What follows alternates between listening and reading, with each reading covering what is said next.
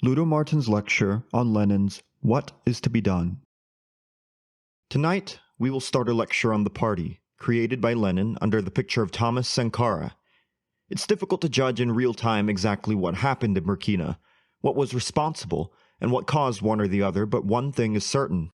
It's that these dramatic events that happened in Burkina Faso have to do with the problem that we will address today. The question of a party. The question of how to build this party. What is the role of this party? What form of organization it will take, and its relation to other organizations. This is a problem that is alive and well in many countries in the world. In many countries of the Third World, where the masses are trying to engage themselves in the path of revolution, the question of the party, a Bolshevik party, is discussed in all countries. So we can say one of the key contributions of Lenin, precisely in regards to Marxism, is his development on the party of the working class. It is his contributions which played a big part in making possible the victory of the first socialist revolution in the world, and it is often the question of the party that is at the center of the debate within the revolutionary movements of today. Tonight's lecture, I will make 4 points. First, we want to speak on the ideological base of Lenin's party, notably on its defense of revolutionary Marxism against all the currents of opportunism. On the first point, we want to remember what the situation was at the beginning of the century, when Lenin started his revolutionary activities.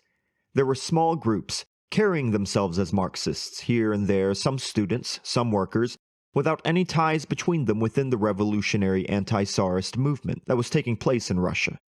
Always dominated by the populist, who wanted a peasant revolution rather than a working-class revolution, and saw a peasant revolution as what would directly bring socialism.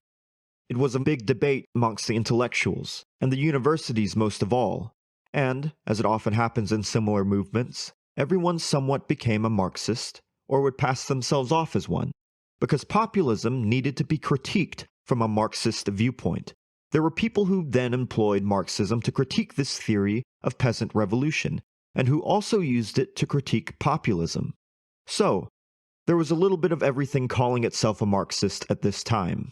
Notably, there were people of academic background within the universities who would serve themselves of Marxism to critique populism, but who, at the same time, say that capitalism in Russia was inevitable, that Marx had clearly predicted this, and in fact, used this to justify the coming of capitalism. So, for them, Marxism was not at all a weapon to do a popular revolution, but it was a situation where populism was dominant. And populism at the time meant that we will do socialism without passing through capitalism. So, they critiqued this populist theory, not to install a revolution like Lenin would do, but rather to say, therefore, we support it. So these people, these quote-unquote Marxists, they had the opportunity to write within legal publications that were accepted by the Tsar. This is because they were not speaking of revolution. They were speaking of Marxism in the academic sense. Lenin participated in one of these publications of legal Marxism, at a moment where it was essential to critique the old populist theories and to propagate Marxism. But, because Lenin advocated for revolutionary Marxism, this did not last. Very quickly, the people who wanted Marxism in the sense of revolutionary doctrine were eliminated from all of these publications.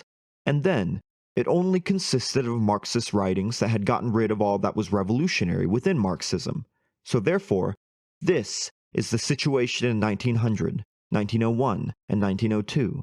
A lot of small intellectual groups and workers who portrayed themselves as Marxist and publicly had a stance that already was, in every sense of the word, tainted. This is what was accessible to the public. This is what was able to be purchased. In the beginning, the Marxist movement was essentially a revolutionary one. But in light of the situation that we just described, the second point is that we very quickly see suggested a current that said we need to stop Marxist dogmatism. We need to break away from orthodox Marxism. Stop this petrified state of Marxist thinking, get away from the doctrinism, and that we need freedom of criticism. The third point, what was the content of this new current? It consisted of people who engage in the first movement of revolutionary Marxism. These were the people who were speaking out against dogmatism, the lack of freedom for criticism within the Marxist Party, and they would say this. In the universities, there has long been people who are specialized in the critique of Marxism. There are people who are paid for this, people who have only this to do. So, the bourgeois academic critique of Marxism has existed for a long time.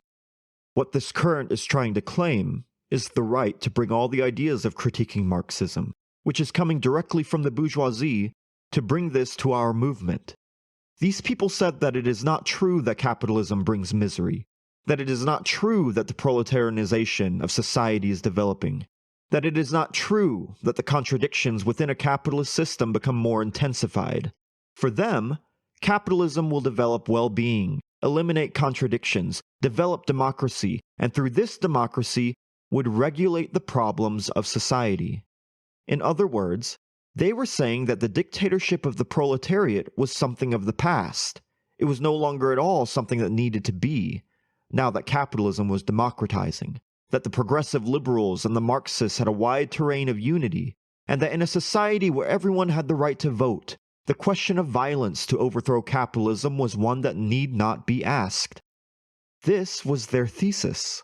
And this thesis was elaborated on by the bourgeoisie at the universities for a long time. They led this into the Marxist movement by saying we claim the freedom of critique. The fourth point. How did this current develop and defend itself in the presence of the Marxist movement, within the circles of students and workers? Essentially, there are two conceptions. First, there was a birth of people who said that as Marxists, we should be interested above all else with the labor movement, and that they wanted to concentrate on the concrete daily practical struggles of the masses of laborers that were extremely exploited in Russia. They would say that this is our work as Marxists, and all these sterile discussions that never end amongst the intellectuals, this does not concern us. This is the first current. The second one said that besides these disputes amongst the intellectuals not being of interest for you, we must still realize that these people are still Marxist, and hold themselves to the class struggle. So, with these two conceptions, we let enter all the different merchandise that we just brought attention to. Because those that led with the daily struggle of workers, without concerning themselves too much with all of these theories, and would say that all of these different theories just wanted the same thing anyways, these people here accepted that the theories that Lenin was denouncing would enter the movement. I want to illustrate, through a singular example, one a little more developed, of what this type of idea is, that was introduced by the people who said that we have the liberty to voice critique. Is Marxism a dogma? Under this cover, there are many ideas that pass through. The leader at the international level of this current was Bernstein. Bernstein had written the first book that portrayed itself as Marxist, but still attacked all the fundamental principles that were themselves Marxist. So from all that was pushed forward, I will take one single example to give and show where it leads to. I will read some citations. Quote, "There is a position of needing to examine very seriously perspectives offered by the colonial conquest." End quote. This is a leader of the German Socialist Party who is speaking. This party is considered as the biggest revolutionary party in the world at this time, in the year 1897. Quote, "Colonization has started. So in light of this, it is said that we need to, very seriously, examine the perspectives offered by the colonial conquest." End quote. Quote, "The indigenous need to be well treated and compensated, and all of the questions of administration need to be object of rigorous control. But there is no reason to prioritize the condemnation of all new colonial acquisitions." End quote. Quote, "We have to think of the future. Germany imports every year considerable quantities of colonial products." End quote. Quote, "One day will come where we will wish at least somewhat to find these products in our own colonies, and it's not necessarily true that the occupation of tropical lands by Europeans hurts the indigenous population." End quote. Quote, "In many cases, it's rather the opposite that is happening." End quote. Quote, "It's not the conquest that benefits the indigenous, but the improvements of the land. Therefore, a more advanced civilization has superior rights." End quote. By the way, Bernstein is still viewed today by the Belgian Socialist Party as a great Marxist, as a father of socialism in Belgium. That is craziness. But that craziness applies to all the major aspects of their ideology. So to fight this tide of bourgeois ideas that was spreading inside the Marxist movement, what were Lenin's arguments? There were 3 of them. That's going to be my 5th point. First, he said that us revolutionary Marxists, we must go back to the theoretical basics. We must pay more attention to theory in our movement. Let's remember that Lenin was at first an activist, and he led practical work in the universities, in the factories, and later in Siberia. But he came to the conclusion that if we wanted to redirect the workers' movement in a Marxist direction, we had to improve our theoretical knowledge. So it's in his book, What is to be Done, that Lenin formulates his famous thesis. Quote, "There is no revolutionary movement without revolutionary theory." End quote. So why is Marxist theory important? First, he says that we are at the beginning of our movement, and a mistake which may not seem so important at the beginning may become very important if we keep going in the wrong direction. So what appears to be minor differences at the start may turn out to be a catastrophe later on. Therefore, at the beginning of a movement, we must pay even greater attention to theoretical matters than we would in a movement that has already gained practical experience, that has built revolutionary traditions, and has followed the correct path for a few years. Very often has history proved the correctness of this first point. For example, our organization comes from the student movement of 1968. We worked with comrades in Paris who belonged to the people's cause. There were no big differences between us, only small ones. It did not matter at the time because we worked together. Then, the people's cause degenerated and totally failed. It does not exist anymore. So that's an example of Marxist-Leninist organizations, or Maoists as they were called, having small differences at first and later ending in totally different directions. Second reason to emphasize the importance of theory. Lenin says the Marxist movement has now become a world movement. So the experiences in various countries are many and rich in content. We must learn how to draw lessons from them, and to do that, we need a lot of theoretical knowledge to judge what is good or what is bad in all these experiences so our movement can benefit from them. If we don't study theory seriously, we won't be able to draw lessons from these experiences. Thirdly, here in Russia, theory is most important because we face a situation that no one has ever faced, which is to overthrow Tsarism. A workers' party, a revolutionary party whose task is to overthrow capitalism, is now in a situation where it has to fight the biggest autocratic feudal power in Europe. It is a gigantic fight. So Lenin says we must be strong in theory because we have tasks that nobody had before us. That brings us to another point. We must be able to analyze what is specific to the Russian situation. To be able to chart a path adapted to Russian conditions of the time, we need theory and we must master it. So here we are dealing with the general theory of Marxism and how to apply it to the very specific and extremely complex Russian situation. All of this has been summarized in a text of Friedrich Engels cited by Lenin. Quote, "It will be the duty of party leaders to familiarize themselves more and more with questions of theory, and to never forget that socialism, since becoming a science, must be treated as a science, meaning must be studied as a science." End quote. Then, our work will be to spread with increasing energy, our always sharpening knowledge to the working class. This point is very important in regards to the beginning of the party. For example, you can find in many underdeveloped countries, parties calling themselves Marxist-Leninist, and where almost no one has ever taken time to study Marxism-Leninism as you would study a science. Some use it as a sort of Bible, with some pieces that they round up from here, a few pages from there, and so after having superficially read this, we think of ourselves as Marxists, and that with this baggage we now carry, that we can lead and direct a revolution. So if we were to practice medicine, chemistry, or physics with some information from this book and some from another, this obviously would not suffice. This is evident to everyone, but there are some who think that they can lead a revolution with a few superficial pieces taken from left and from the right.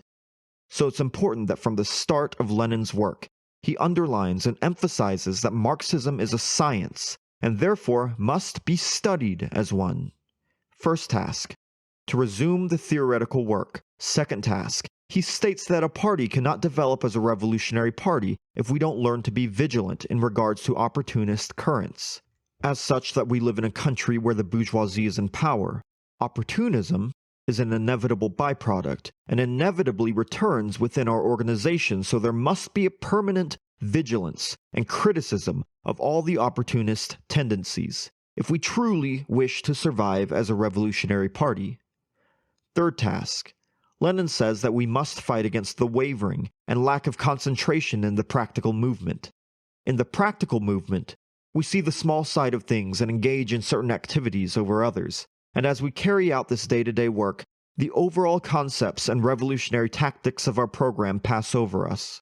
So, he says that our practice must be aligned at the same level as the overall revolutionary movement. These are the three tasks that he gives to build the party.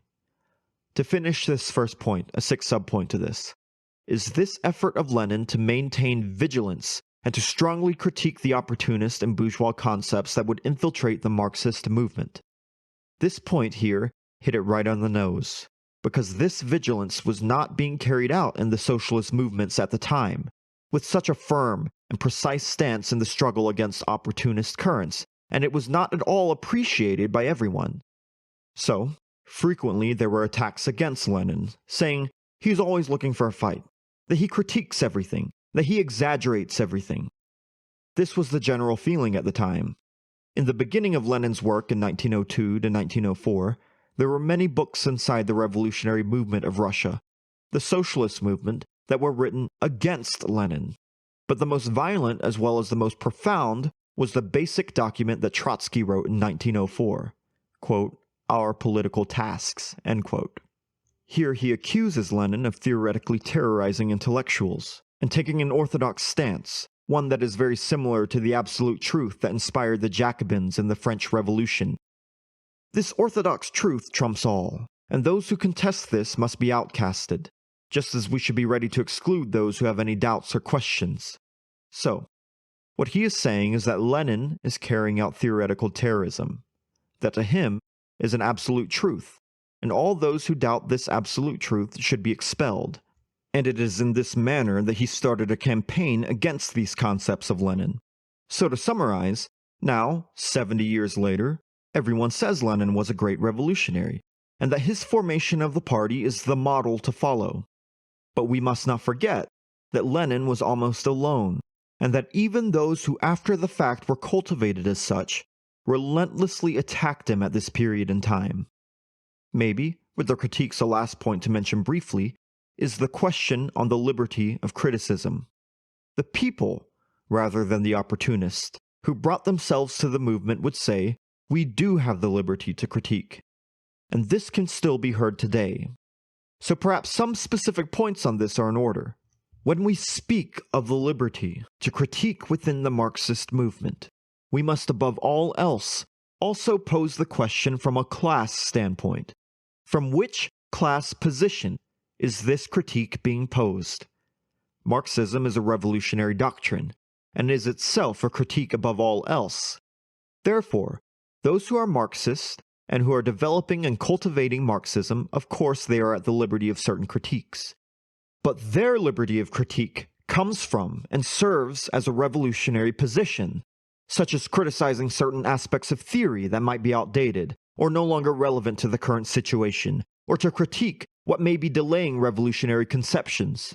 So again, these are critiques from a revolutionary standpoint, and in line with the revolutionary methods of Marxism. It's a critique meant to advance the revolutionary cause of the workers and the working class, and so of course, all Marxists are for the liberty to critique, in this sense. But there is also another kind of freedom to critique. There is the liberty of criticism that comes from the class position of the bourgeoisie, and that, in any circumstance, will always present arguments to say that Marxism is outdated, and that we must remove these aspects from it because they are irrelevant. They will replace these theories of Marxism not with theories more revolutionary in nature, or even more relevant to the situation from a revolutionary view, but rather will substitute them for bourgeois and opportunist concepts. Let us give one of the most striking examples. When Stalin was in charge of the international communist movement, he made certain mistakes, and so here, there was some substance that may be worthy of criticism. When we see these criticisms that were expressed on some of Stalin's mistakes, we see that, if we draw a line on this freedom of criticism, there are two class positions that are in complete opposition. Speaking of two men, Tito and Mao. The two of them criticized certain theories of Stalin, but these critiques were made as communist. They were made as revolutionaries, and this is proven because they criticized that in which they found error. They developed their work, their party, and they took their revolution all the way to victory. So their critiques were effectively seen from the point of view of the working class and its historical struggles. We can find in the 30s and 40s many people who rid themselves of all Marxist ideals, of all revolutionary ideals, and who criticized Stalin to lead to the other side. So when they would claim and speak of the liberties of criticism, it was merely to criticize. Even in light of real errors worthy of criticism, this is not the problem. At the end of the day, the problem is that their critiques and freedom of criticism served as dissent, and to change camps because their liberty to criticize that which they wanted was not a revolutionary critique, but rather was one completely void of revolutionary thought. There are a great number of examples that are very striking. Some people, even some cadre of the communist movement, who in Stalin's time expressed some criticisms and then distanced themselves from the communist movement, to end up on the other end of the spectrum. So there are quite a number of opportunists in the communist movement who started to criticize Stalin, and who later then became fascist, even holding leading positions in fascist parties. In France, there was a member of the political bureau of the French Communist Party. As a matter of fact, there were three who at a certain point in life were members of the political bureau of the French Communist Party, who had disagreements between Stalin and Trotsky, and fell on the Trotsky side, and devolved further and further in this direction to eventually leave the party and ultimately become leaders of the French Fascist Party. There was Barbet, Quillot, and Doriot.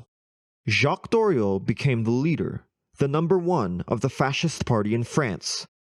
A fourth person in France who was leading the international communist movement was named Victor Portaleme. He was the general secretary of Doriot's party, so he was one of the main leaders where Doriot was at.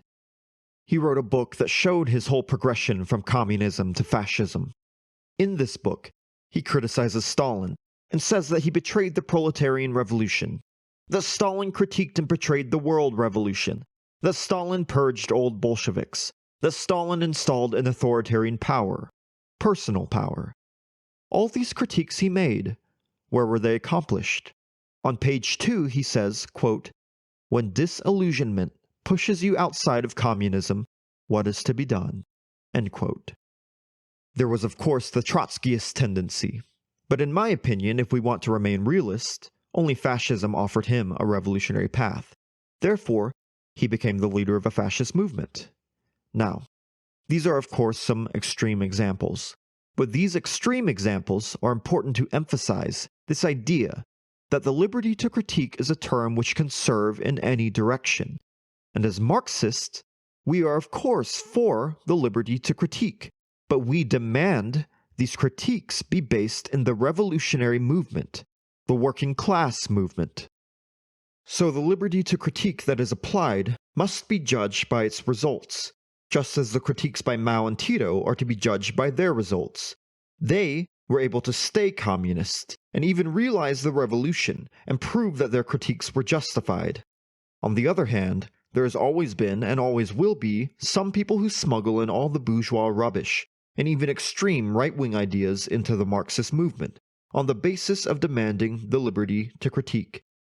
This was the first main point, the ideological basis of the party of Lenin, the defense of revolutionary Marxism against the currents of opportunism. The second main point is the political base of the party of Lenin.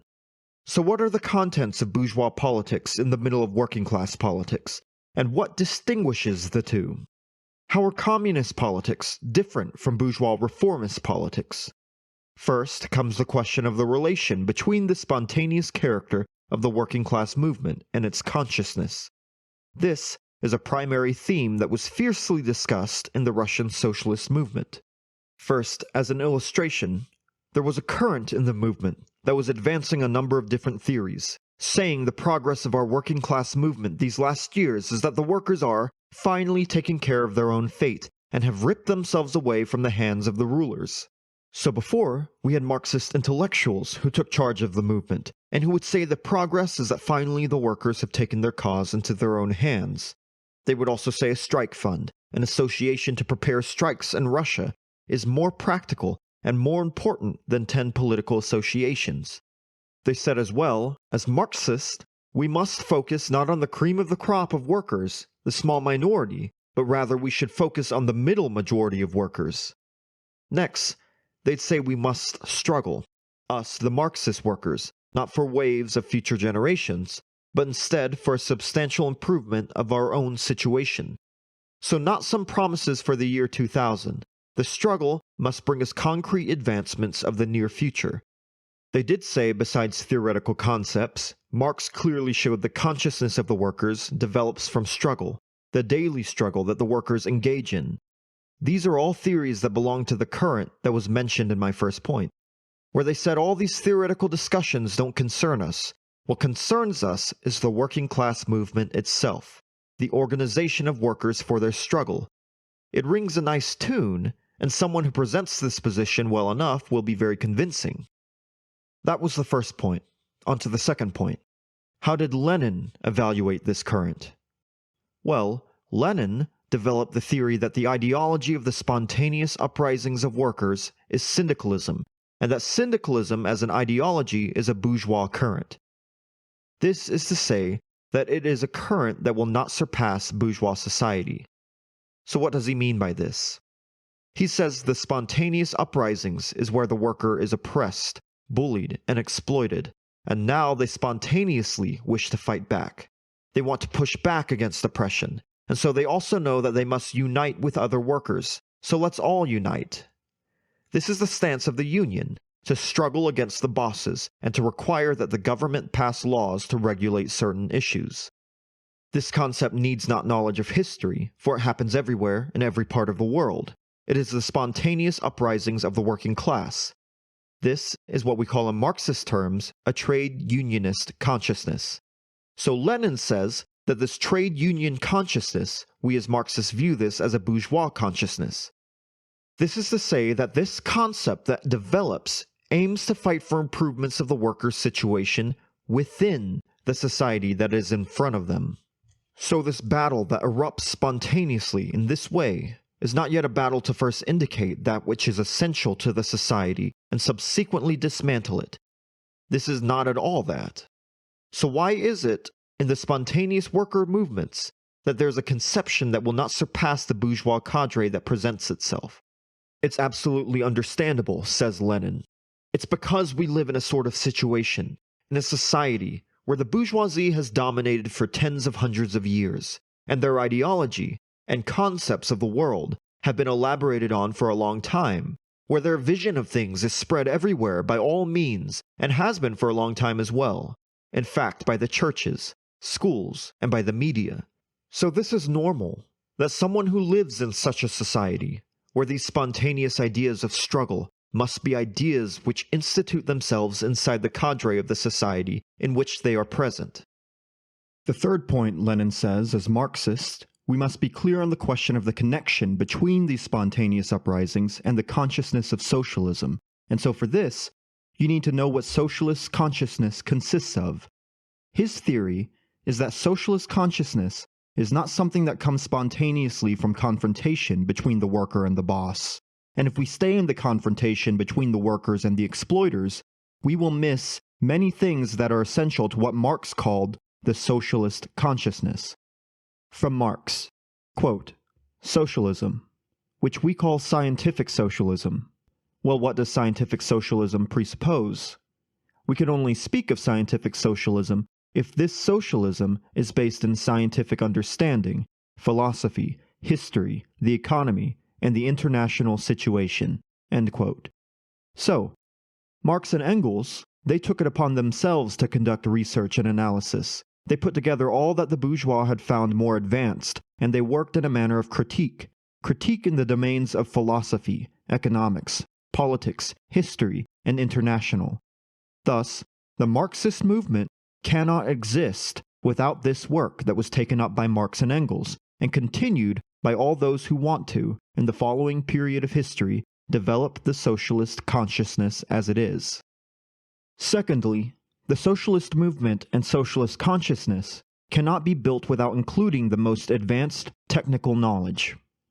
Thirdly, socialist consciousness cannot exist without the concentration and systemization of all the concrete and practical experiences of struggle by the workers and popular masses. So in Marx's concept, there are at least three things that are of notable importance that you need to really understand to be able to talk about a movement that carries socialist consciousness. It is also Marx's concept that the revolutionary class of our time, the working class, must be on track to develop society further than the bourgeoisie has done thus far. So, to develop this bourgeois society further, the working class must be capable of putting together and directing all the knowledge that the bourgeoisie has already established. Overall, we can say that there are two branches to attain socialist consciousness. All of the experiences of concrete struggle must become the rule, and all the contributions made in the areas of science, philosophy, history, politics, and economics must be put together and transformed on the basis of the interest of the working class and the masses of workers. This is from the beginning of the socialist movement in Europe. They'd say that socialist consciousness is something that is imported into the working class movement, and is not something that will spontaneously come to be. So this importation into the working class movement must come from collectivization. This cannot come from one person alone. So to establish the knowledge in the areas of history, economics, etc., along with the knowledge of the working class movement and its practical experiences, there must be people who come together. This is essentially the party, or an organized unit where there are contributions from workers and from intellectuals tied to the working class movement, such as intellectuals of work in the economic or historical sphere, etc., that bring elements that can constitute the conception of scientific socialism for that given time period. As a last point, the workers that are conscious and that are advanced must participate, of course, in the elaboration of a socialist consciousness. These elaborations are based, amongst other things, on the experiences of the masses of workers. Only they may add other elements, and you need all of this together to truly speak to socialist movements worthy of the name.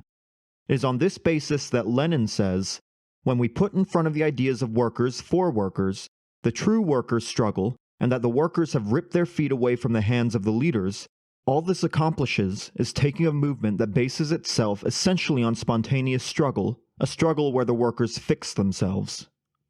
With such a concept, we will never have a revolutionary movement worthy of the name, a movement that carries the future of society, because to be able to carry the future of society and to be capable of destroying capitalist society, not merely install reforms and gain some improvements, to be able to destroy it and replace it specifically with something better, which is socialism, there needs to be knowledge that comes from more than just the fight between the worker and the capitalist. This was the first point, the theory of Lenin on spontaneity and consciousness. So on the second point, we will build upon this with the concrete situation of Lenin, how Lenin defined the communist politics that he wanted to develop in Tsarist Russia, where he still needed to confront feudalism. The first point that Lenin emphasizes is the role of the party in Tsarist Russia. He says the role of the party is not merely to make demands of the working class for more beneficial conditions, to sell their labor. Of course we must do this. We must fight for better working conditions within the system of exploitation, so that the situation may be better, and so that the price that is offered in exchange for their labor force is increased. He also says the role of the party is not only to bring this fight, the essential role of the party is to fight for the abolition of such a society that requires the workers and employees to sell their labor power. So the party of the working class must represent the working class not only in its relation to a group of given exploiters, this party must also represent the working class in relation to all the other classes of society and represent the working class to the state and its world system of imperialism. This is the role of the party, to represent the working class and elaborate its position in relation to all the different classes in society the state and imperialism which the global system of capitalism that they, the working class, are entangled in. From this thesis stems 3 points that I would like to detail a little further. First, communist politics must base themselves on the understanding of relations between all classes. So the relation between the working class and feudalism, such as the nobles, and their forced property, the relation between the working class and the capitalist, the different classes within the peasantry, and the middle class. So the party must understand what are the relations amongst all these classes, what their contradictions are, and what are their points of convergence. All this must be elaborated on, and this is why Lenin says the communists, or the social democrats of the time of this book as they were called, must engage with all the classes of society to study all the particularities unique to each class that the current society consists of, to observe all the aspects of each class, to see their strengths and their weaknesses, to see at which point they align themselves with the Tsar or the big bourgeoisie, and at which point they may have an alliance with the working class. This is the first point, the comprehension of the whole and the relations between the classes which makes up the whole of society, to learn how to conduct a united political movement that will advance in the way of socialism. Second point, Lenin says there must be action. There must be a practice to react against all the abuses made against the different classes that society consists of. Under Tsarism, they oppressed the students, the intellectuals, and the journalists. There was also a censorship of certain religious currents and certain nationalities. There was the family in certain peasant regions in light of their relation to property. So to all these problems that were affecting different classes in society, Lenin said, the working class must be able to react and to defend all the popular causes against Tsarism. The working class must not only be concerned with their own struggle against their bosses, they must also support in a revolutionary manner the different confrontations that there may be against the Tsar, and the various pockets of the population that are not workers. The third point, says Lenin, we, the party of the working class, need to send people to all the classes to direct them in a revolutionary fashion against Tsarism. There cannot be a situation where each specific section of the population has their own politics, which take hold of that section, the workers for the workers, the revolutionaries for the working class. This is not the political path that we must follow. We must be conscious elements, revolutionary elements, that will work with all these other classes with a goal of having them march in the direction of the working class against the common enemy, the Tsar, and then the big bourgeoisie. These are the 3 big points indicated by Lenin. I hope that I am properly explaining the concept of the first ones who said workers for the workers, the struggle of the workers against the bosses, that this is a concept that is very limited to its specific struggle, and that Lenin's concept was strongly different. He would say, of course we must organize the struggle of the workers against their exploiters directly, but if we want to lead a revolutionary struggle, we must aim at the question of the state, and we must address this question in the context of the relationships of all the classes in that society in relation to the state. The working class cannot be merely concerned with their own direct interest, but must realize that they are capable of supporting all actions taken against the Tsar by others. Furthermore, there needs to be conscious Marxist elements working amongst the intellectuals and the peasants to help them formulate a revolutionary program against the Tsar, so as to construct a front of all classes against the enemy in common. Thirdly, I'd like to indicate briefly how these 2 theories were fiercely fought against by certain socialist currents, such as the Mensheviks. They were against all the concepts put forward by Lenin, as was Trotsky. To finish up this point, I will now indicate in which terms these people criticized Lenin. I will limit myself to one point that is probably the most clear and the most interesting. They'd say, and by the way Trotsky and the Mensheviks held the same position at this point, and were even in the same group, they'd say Lenin is not a real Marxist. He is someone who speaks as a Marxist, but is actually a bourgeois revolutionary up against the Tsar. So what is a bourgeois revolutionary? It's someone who wants to bring together everyone who wants to rid themselves of the Tsar. In the French Revolution, we have seen revolutionaries in opposition to feudalism, and these revolutionaries would say all those who are against the feudal order must take part in the revolutionary fight. These bourgeois revolutionaries would pick up all the different classes they could, as long as they were against feudalism. So they would say, look, that is what Lenin is doing. He wants to do the same as the French. So in reality, he's a bourgeois revolutionary. He is not someone who places himself in the position of the working class, because he worries himself with all the other classes. So therefore, he has departed himself from a class standpoint. Now you have a good enough example of how one can invoke left-wing dialogue to take up a right-wing stance. To further illustrate, I'll first read some citations from this book of Trotsky in 1904. He says, quote, "If this so-called plan of Comrade Lenin realizes itself, we will have in the best case a political organization of bourgeois democracy." End quote. So this was his opinion on the book, What is to be Done, to which I just gave a presentation on his theories. So he says, if this so-called plan of Comrade Lenin realizes itself, we will have in the best case a political organization of bourgeois democracy. A revolutionary. Yet at the same time, he says all the revolutionaries who want to settle the score with the Tsar shouldn't be a part of it. Another point that explains this idea, Trotsky says our real influence on liberal politics is much more serious, to where we don't need to go into all the different classes of the population while turning our back on the proletariat. So here he is saying, as the working class, we have influence on the liberals who are also against the Tsar, and therefore we must not go and engage with the other classes. We must focus on and do extensive work amongst the working class itself. Third citation.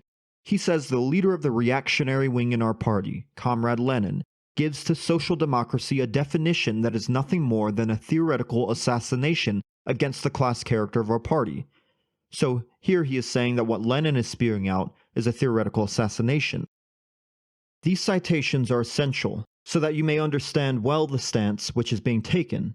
So they are taking a pretext on the part that Lenin wants, from a revolutionary Marxist concept, that the working class directs the grouping of the other classes in the confrontation against the Tsar. For them to say that, by doing this you are neglecting essential work of a Marxist, which is to organize the working class, and you gloss over the antagonism between the working class and the capitalist class. It is right here that these people make themselves think that they are more Marxist and more radical even than Lenin.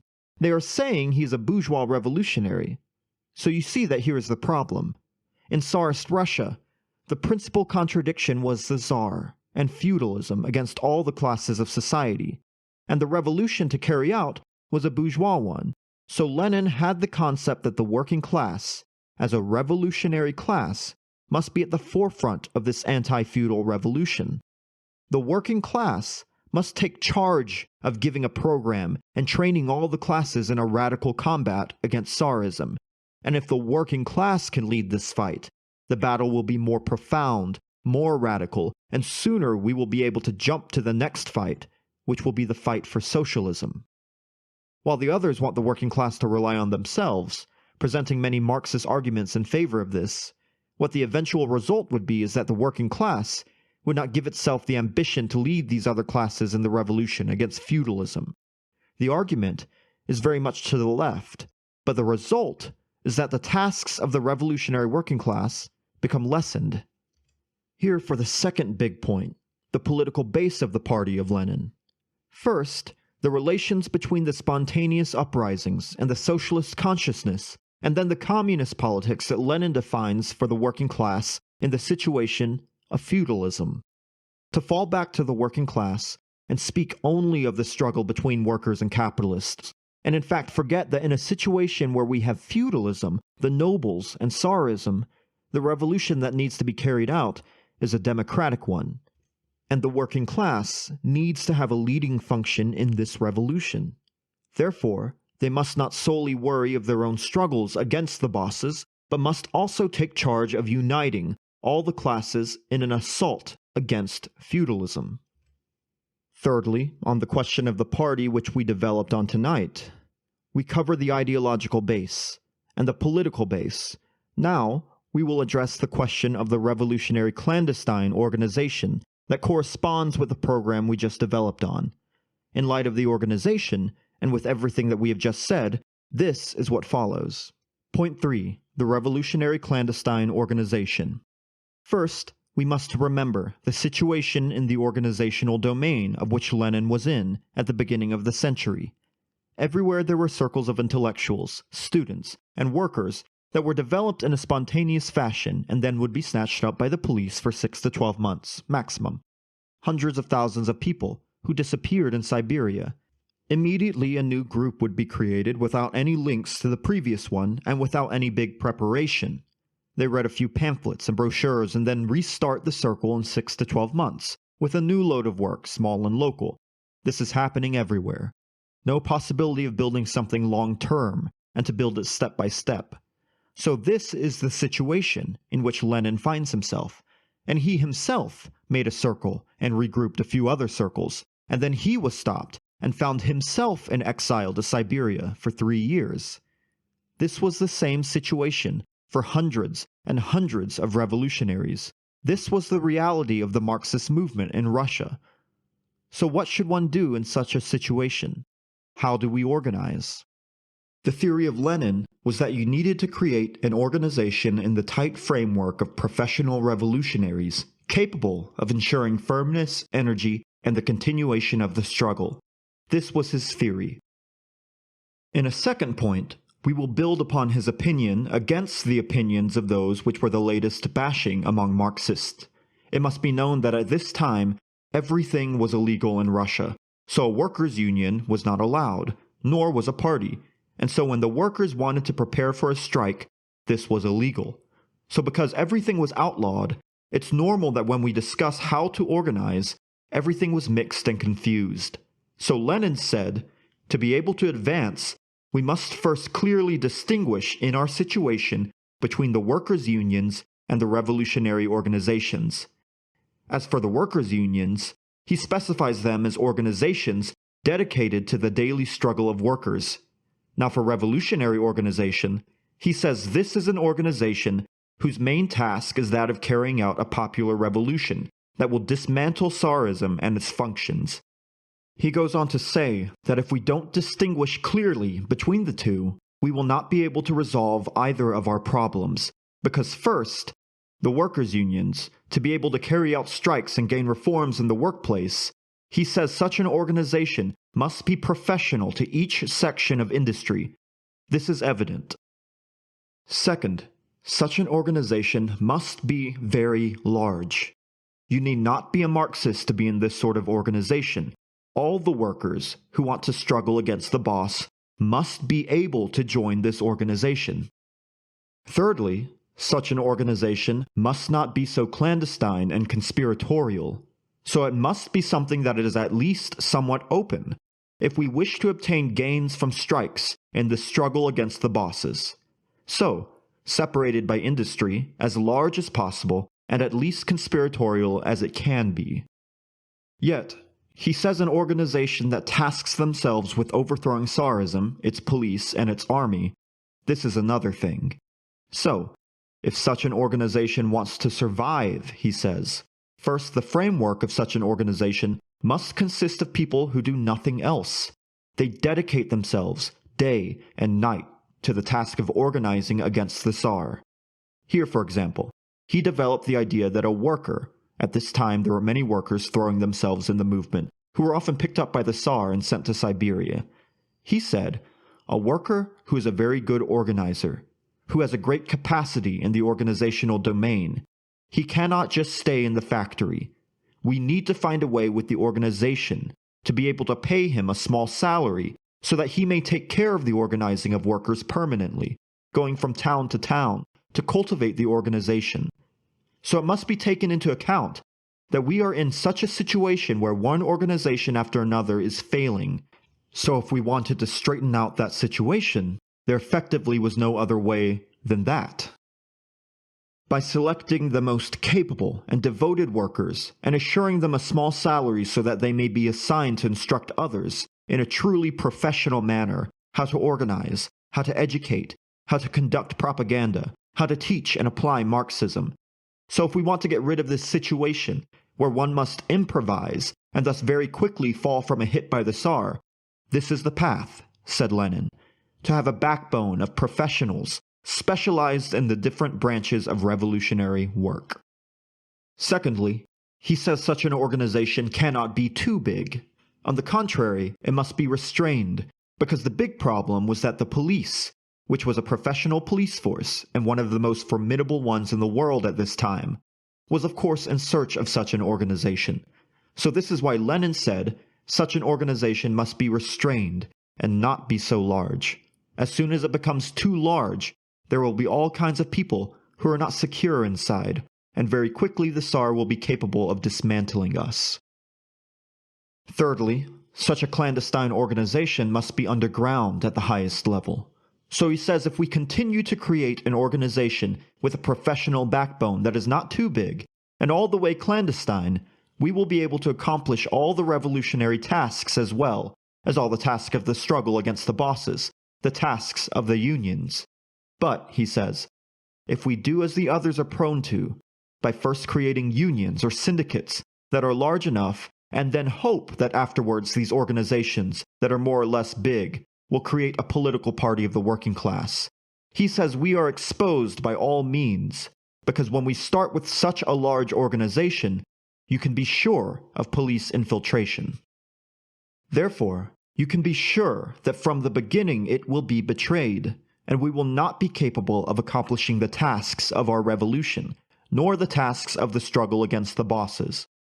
Although he says if we are capable of selecting people rigorously to carry out rigorous clandestine work with professionals, we will be capable to just as well push forward the movement to unionize.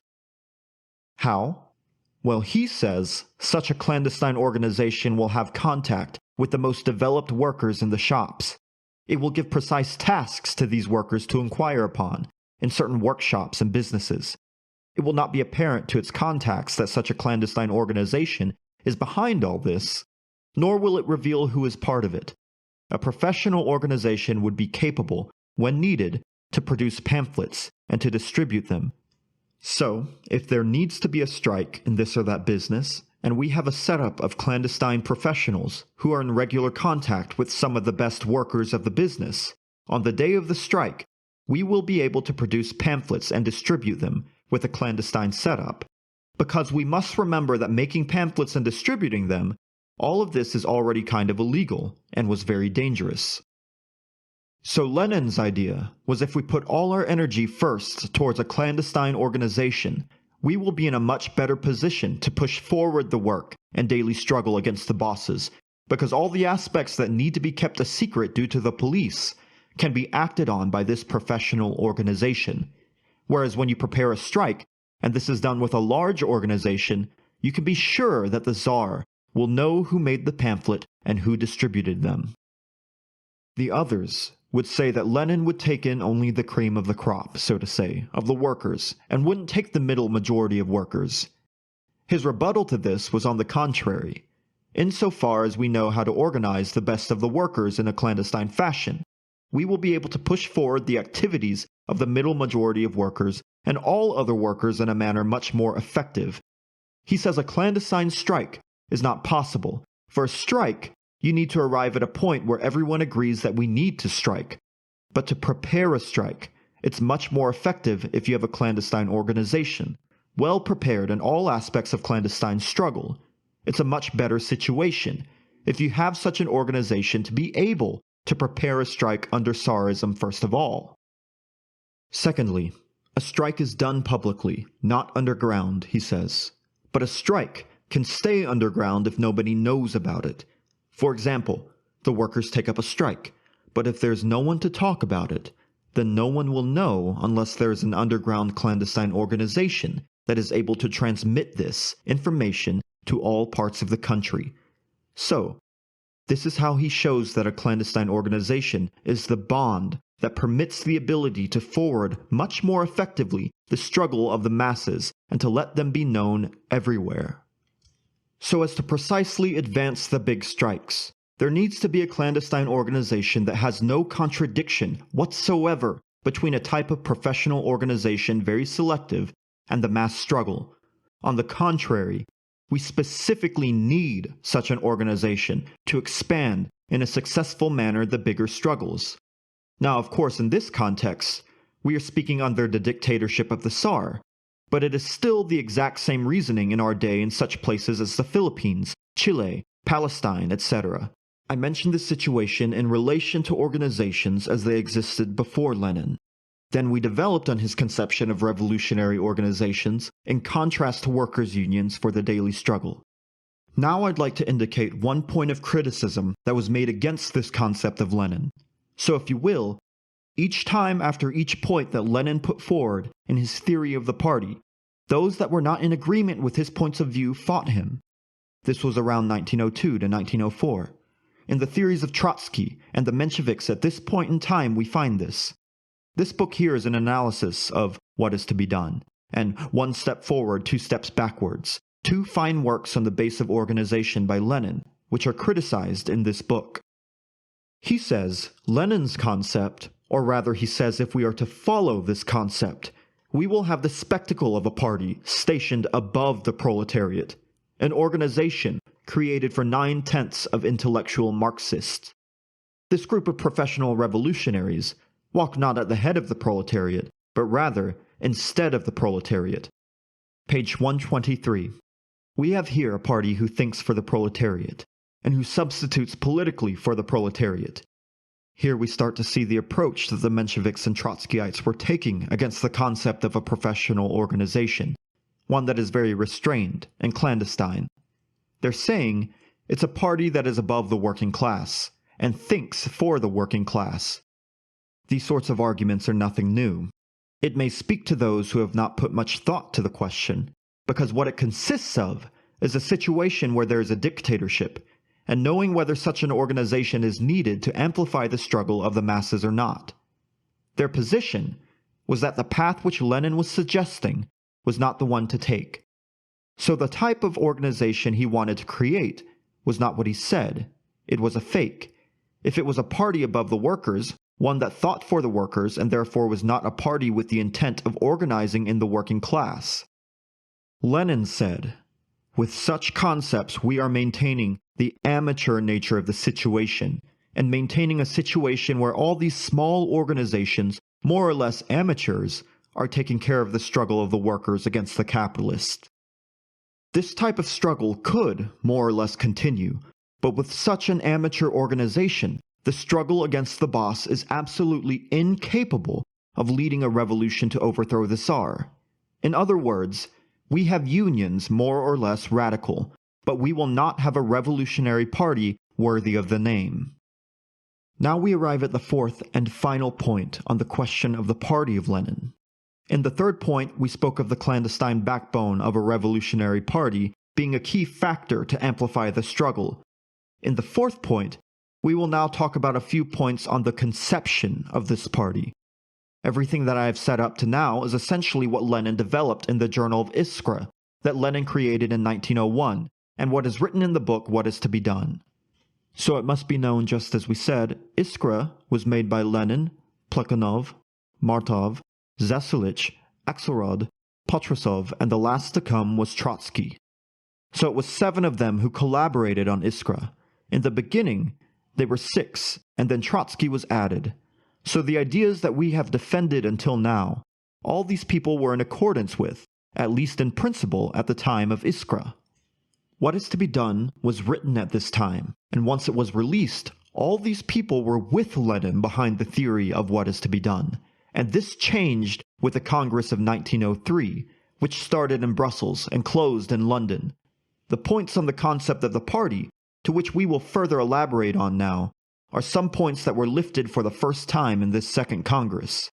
It was the second Congress in history, but was in fact the first real Congress worthy of the name of the party in 1903. There were 3 big debates, and on these big debates, Lenin's team was the team of Iskra, which completely fell apart. Here we will start to see that those who moved away from Lenin, afterwards, put into question all the theories of Iskra and what is to be done. People like Trotsky and Martov, for example, who were with Lenin, and who wrote with him in Iskra, and backed what is to be done. So now we will draft a point on the struggle which changed these people's camp. The first debate, that of the party, which is to be founded at the Congress, is whether there needs to be an organization more or less flexible and vague, or must there be one strict with limitations. This debate between the two positions would come together on one certain phrase.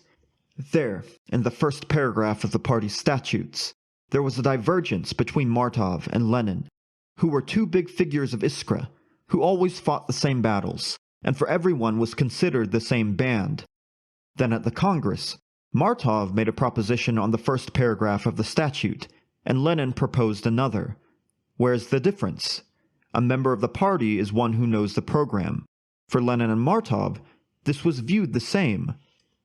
Lenin then says, quote, and supports the party in material methods by personal participation in one of the organizations of the party, end quote.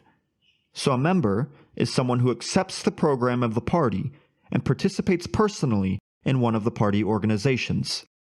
Martov says a member is one who knows the program, supports the party through material methods, and regularly lends personal assistance with the direction from an organization. So, you aren't yourself a member of the organization and aren't subject to organizational life, but rather you depend on a cell, under the direction of which you do some work. So it is under this context that there was a debate, one very heated and rough. First, from Lenin's position, two principal theories that slowed down due to this debate. He says, if we say that all those who regularly participate under the direction of an organization are members of the party, this will mean that we have a vast extension of the party. And if we follow this direction in the conception of a party, we will forget that under capitalism there's a distinction to make between the masses of workers and the vanguard concerning their degree of consciousness and the degree of activities. Under the circumstances of capitalism with its oppression and its outcomes, the elements of the working class who arrive to a degree of developed consciousness and have enough energy to be active in the struggle for liberation of the working class are a vanguard. If we think that all workers are going to join in on that, we are making a grave error. To put it simply, it does not correspond with the reality of the working class under the control of capitalism. So for us, we must distinguish well between the elements who have enough comprehension of our perspective on struggle and who have the capacity, the time, and the means to dedicate to the struggle. Above all else, we must organize to unite these elements here as an organization that can amplify the united struggle of the working class.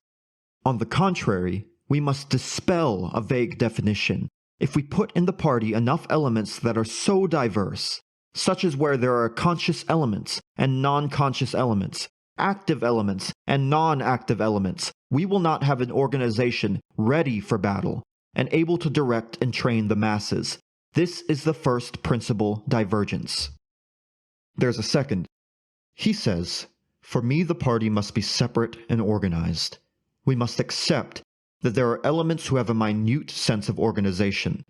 So if we want a well-ordered systemic struggle, the people who enter the party must have a certain level of organization.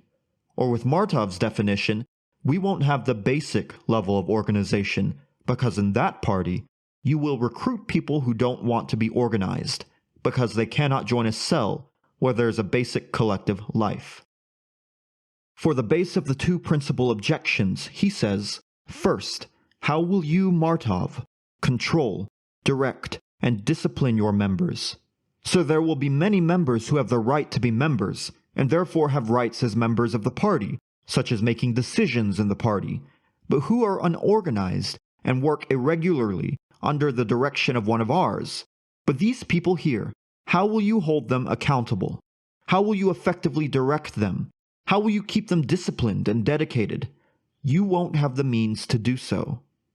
Secondly, he says, you want to invoke the fact that you desire a large influence over the workers, and so you say to them, me, with my definition, I will be restraining the impact of the party.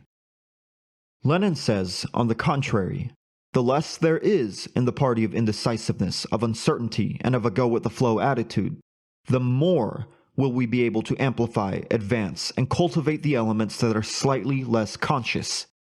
So Lenin says, there are workers who want to be in all sorts of associations, such as those relating to sports, culture, and unions.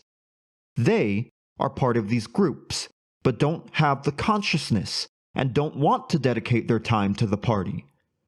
So he says, in the measure of the party where we have elements that have a sense of organization and of discipline, our party will be capable of influencing all these other working class organizations. So if we are firm in the party, we will have a great revolutionary influence over all the intermediary pockets of the working class. Thirdly, Lenin says, Martov, you are defending your position by saying that you want the working class to join the party in large amounts, so we must not be so strict. Lenin says, but I am not being too strict. I am asking for a basic level of organization, so that we may have some level of discipline, some level of control. You are saying that we need to make it easier for workers to enter. But this is not what will happen. Your formula will be most of all beneficial for intellectuals who gladly want to call themselves Marxists, yet don't want to participate in a disciplined manner to the life of the organization. This formula, consisting of those who participate under the direction of an organization, is going to favor those who merely proclaim themselves Marxist. Your organization, you pretend that it's most of all for the masses of workers, and that this is how you've come up with your formula. But in the real world, it is not for the workers that this will work. You will bring into the party most of all these intellectuals that don't want to be too disciplined, don't want to be organized. This will invite exactly those who in history are most inclined to opportunism. Now, Lenin wasn't against intellectuals, but he wanted the intellectuals who did join to have a basic level of discipline and organization. This was the big clash over the conception of the party. Second conception. Before the Congress, there were circles of students and workers scattered all over. Each circle was created by coincidence and had taken certain stances and habits coincidentally. So each one had their own fixed ideas and peculiarities, and from time to time, their own craziness. So there was a problem in the party of gathering and assembling together different autonomous circles, the same as they existed thus far leading up to the Congress, or was the Congress going to create a party unified and well-managed? This was the second big dispute. How did this present itself? First, there were people who came in with these obligated demands from their circle. So amongst their circle, they discussed certain things and then gave certain demands that their representative had to present and defend on this or that position. Lenin refused this on principle, because in all the circles that came to life, coincidentally, they would send a representative with strict demands.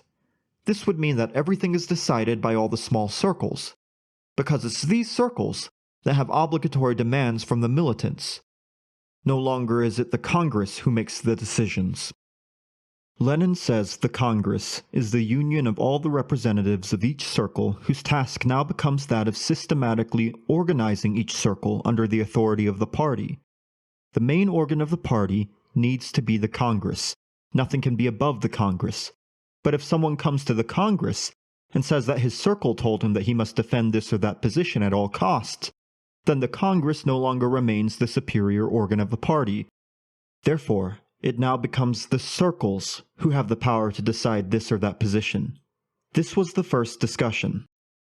So the existence and subsistence of these circles were being defended by people who were saying that the circles were important historical factors and have great merit.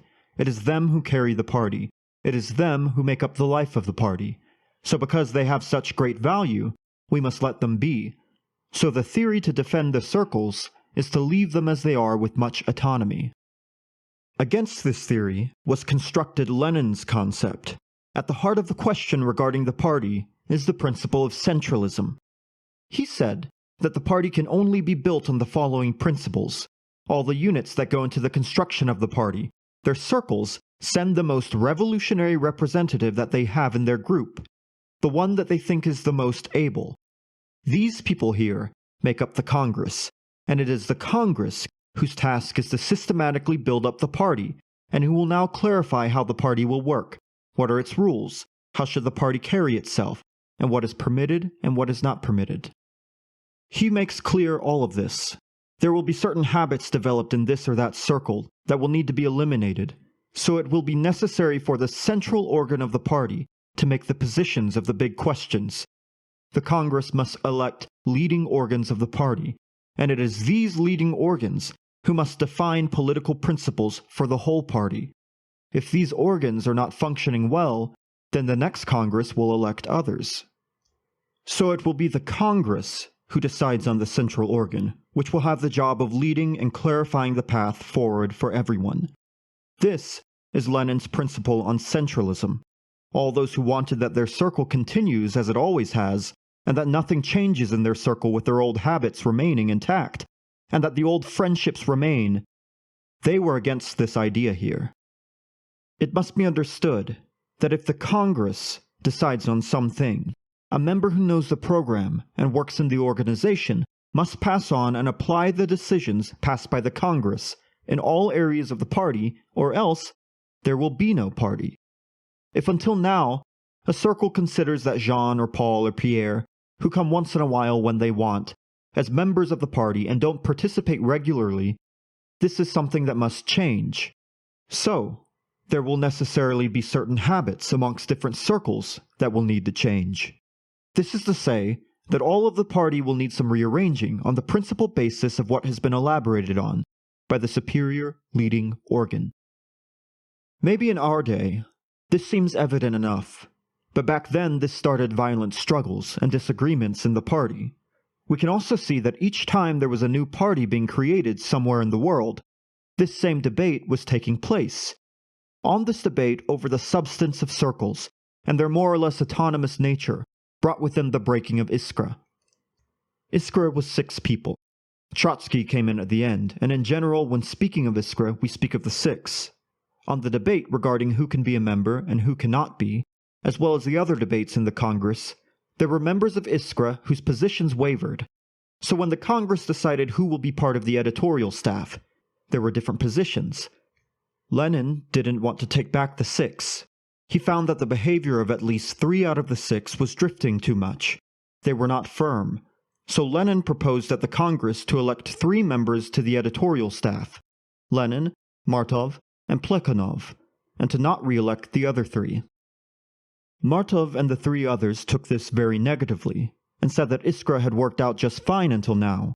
We need to keep it as it is. In fact, it was maintaining the old circle of friends who knew each other well and worked together well, and so on the basis of this friendship and the fact of putting in work together, they simply wanted to maintain this in the party. It must be noted that each one who had their own circles and own habits had the same tendency when there was a dispute in the Congress. Did Iskra need to be re-elected altogether as one block?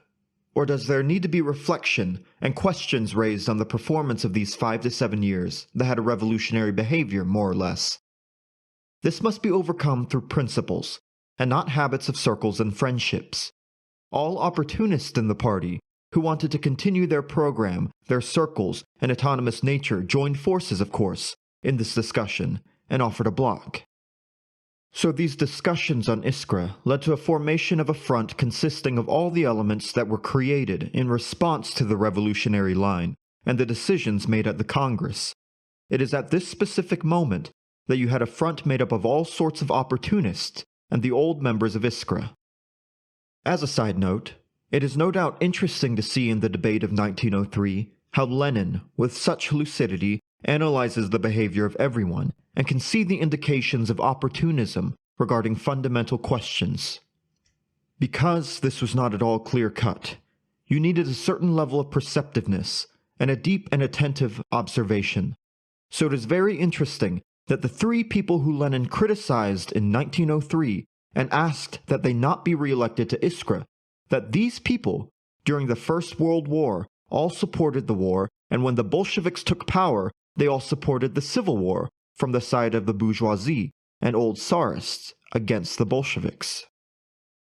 This here is an example of things that may seem as nuanced in the beginning, and as it comes further along, it leads to differences all the way antagonistic.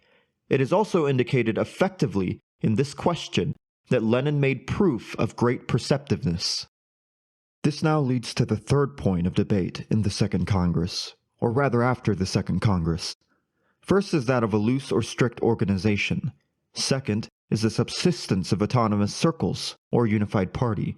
And thirdly, an organization with a hierarchy and disciplined principles, yes or no?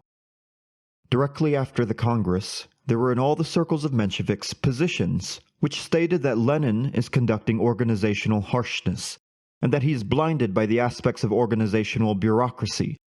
He is so blindly obsessed with organizational problems that he cannot see that the structure is always in service of the content, that the organization is less important than the program and the tactics of the organization. Papers were being written on this theme here. Lenin analyzed this in the following manner, and I want to give 4 points on Lenin's development. First, he says it's clear that we've known for a long time that there hasn't been any unity between Marxists on the path to follow on a program. It's clear that as long as this unity was absent, that we could not even speak of a party. The party still needed to be prepared, so there needed to be a discussion and debate over the issues of a party line and a party program, critiquing that which is false, so that ideas may appear more clearly and we may align ourselves on the overall party line and program as well as the tactical line.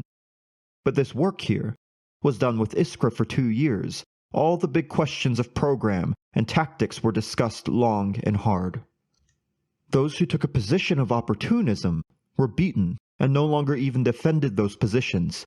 So there is a large enough unity that spreads beyond these debates of program and tactics. To have a party, it is not enough to have the same idea on a program. We must furthermore unite in the organizational aspect. There needs to be, in addition to unity on the party program and tactics, the same concept of organization.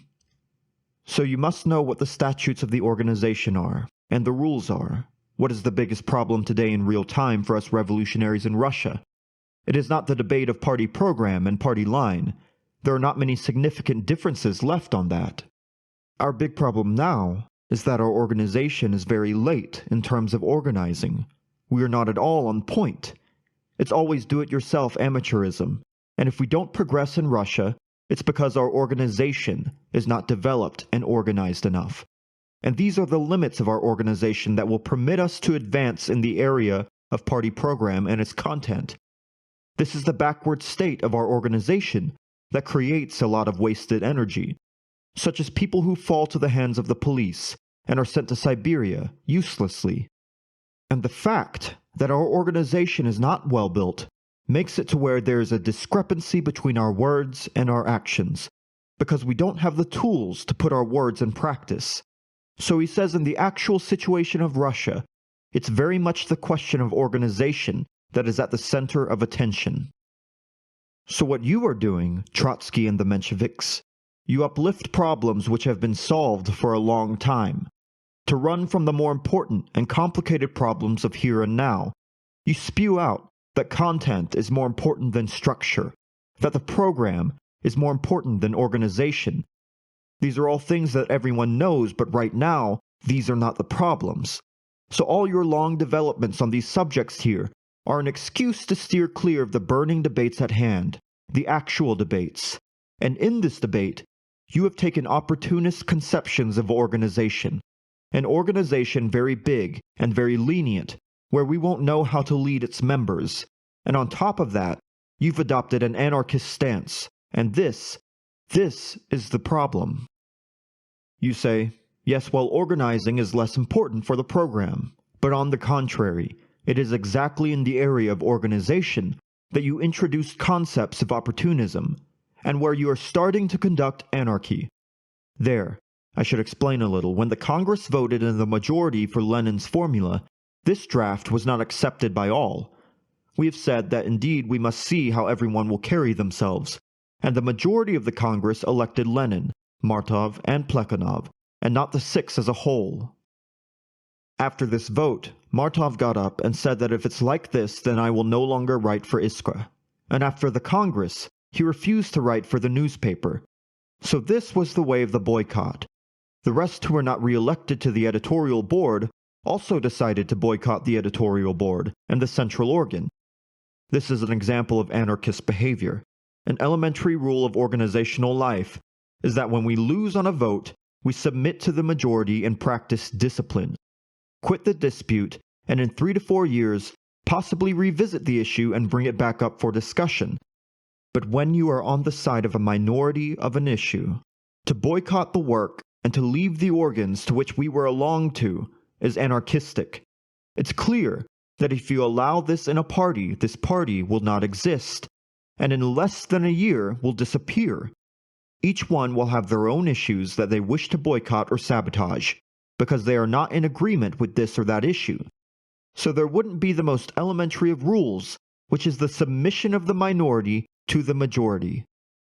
Fifthly, Lenin says, all your discussion on organization being less important than the program is talk that corresponds perfectly with the habits and ideology of different types of professors and intellectuals that we see once upon a time enter in the party.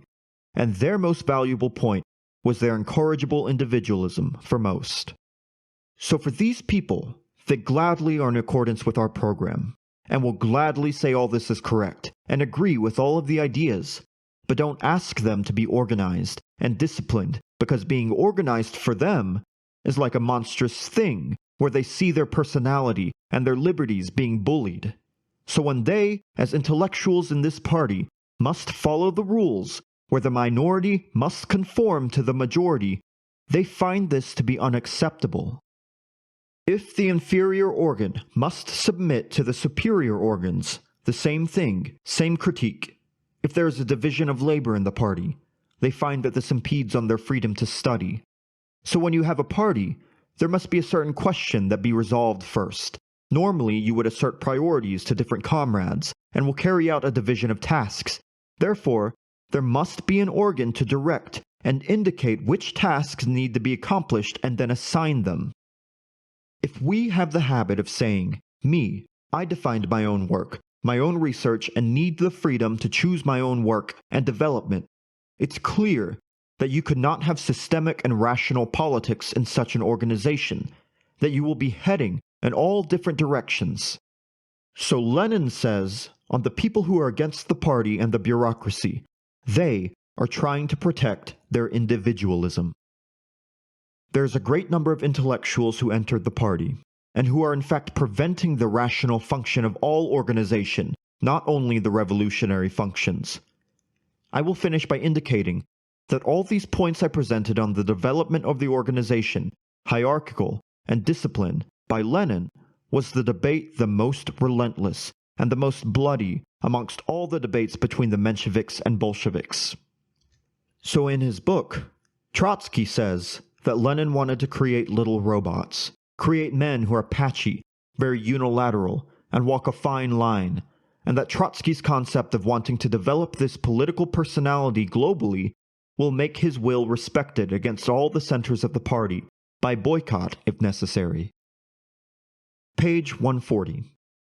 So this means every member of the party can do as he pleases, and if the leadership is against it, then we must boycott. So when you see it put like this, it's of course the open program of complete anarchy in organization. The exact citation is, quote, "Our ideal is not to be a fragmented man who moves rapidly with precision and obedience, hand or foot under the direction of the center," end quote. So this is his description that he gives of the robotic man, who marches only under direction of the center of the party. Our line is not to be a fragmented man, and that the global political personality will actively react to all these questions on the life of the party, and will make respected in full view by all the centers, its will on all fronts possible, all the way, and yes, in the most severe cases a boycott included. It's said eloquently, and there's no mistaking the direction of the phrases.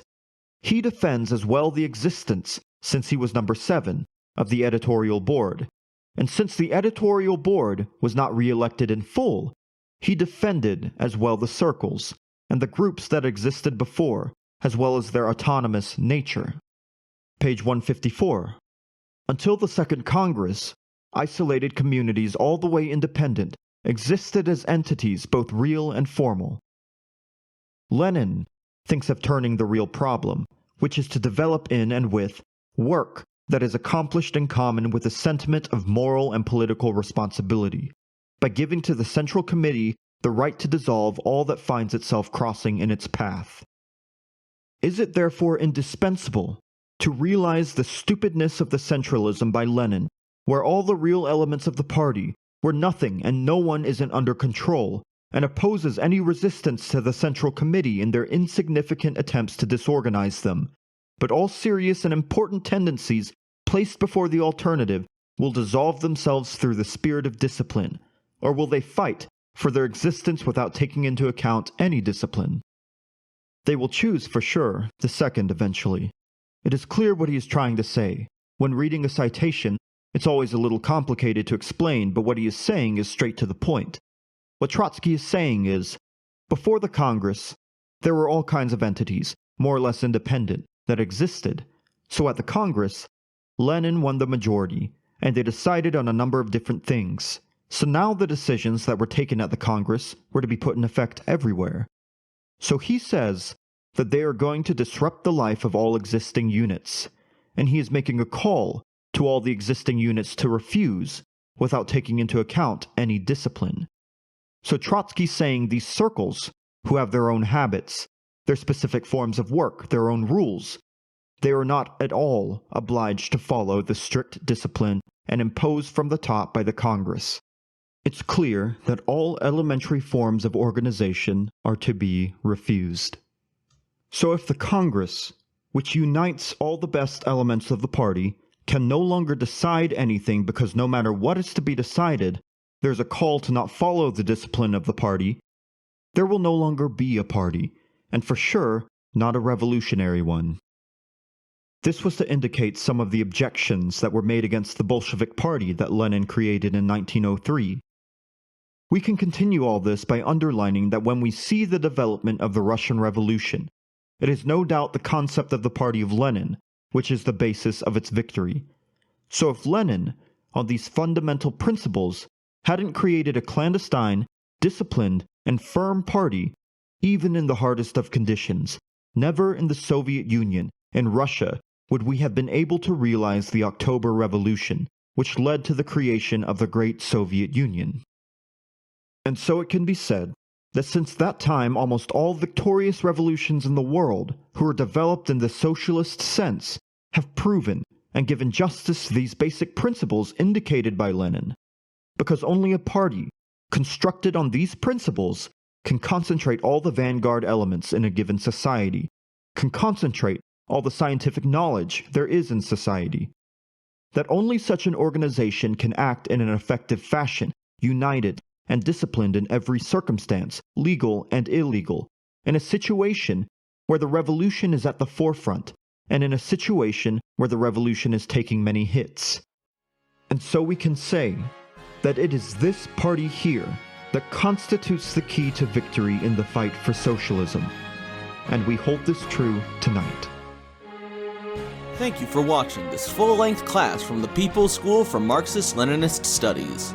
For more information, or if you're interested in attending classes, visit our website, check out our YouTube channel, or email info@psmls.org.